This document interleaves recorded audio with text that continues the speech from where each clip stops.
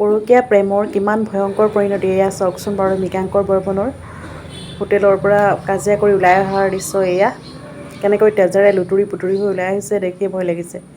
শুনিবলৈ পোৱা মতে মেয়ৰবুৰী আউটপোষ্টত অভিনীত মৃগাংকৰ বৰ্মনৰ এগৰাকী বিবাহিতা তিৰোতাৰ লগত প্ৰেমৰ সম্বন্ধ আছিল আৰু এখন হোটেলত বিবাহিতা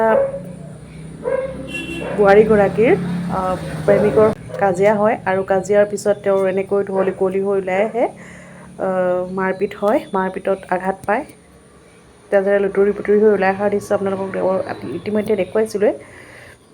সঁচাকৈ আজিকালি যে মানুহবোৰৰ কি হ'বলৈ গৈছে আৰু এনেকৈ পৰকীয়া প্ৰেমত লিপ্ত হৈ কেনেদৰে নিজৰ জীৱন হেৰুৱাবলগীয়া হৈছে। আজিকালি ছ'চিয়েল মিডিয়াত খুবেই ইটোৰ পিছত সিটো পৰকীয়া প্ৰেমত লিপ্ত হোৱাৰ ভিডিঅ'সমূহ ভাইৰেল হ'বলৈ ধৰিছে। সঁচাই বৰ বেয়া লাগিলে, সমাজত এনেকুৱা ধৰণৰ ঘটনাবোৰ যাতে নহওক। আৰু ইমান এজন সুন্দৰ এগৰাকী বোৱাৰী প্ৰেমত পৰাটো তেওঁৰ নিজৰো ভুল আছিলে, সেইবাবে তেওঁ আজি জীৱন হেৰুৱাবলগীয়া হ'ল। সঁচাই ক'বলৈ ভাষা নাই আৰু দেই, কি ক'ম আৰু আজিকালি যে সমাজত কি ঘটনাবোৰ ঘটিবলৈ ধৰিছে। শেষত উপযুক্ত বিচাৰ হওক, দোষীয়ে উচিত শাস্তি পাওক আৰু ইয়াকে কৈ মোৰ ভিডিঅ'টো ইয়াতে সামৰণি মাৰিলোঁ। এই বিষয়ে আপোনালোকৰ মতামতসমূহ জনাবলৈ নাপাহৰিব।